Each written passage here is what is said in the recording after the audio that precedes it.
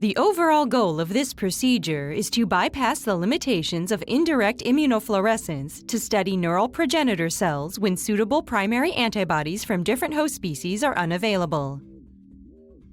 Initially, a thymidine analog is injected to label the dividing cells, after which the tissue is harvested, processed,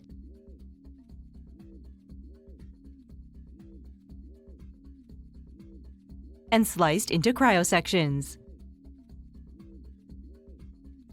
Then, sequential multiple immunofluorescence is performed.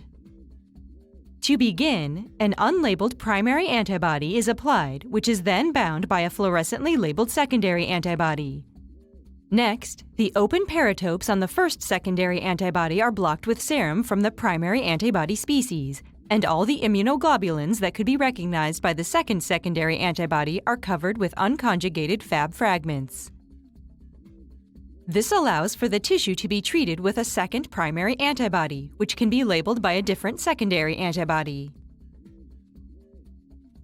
Ultimately, images of the sections are used to study the development and regulation of neural progenitor cells in response to specific stimuli and their involvement in particular brain functions.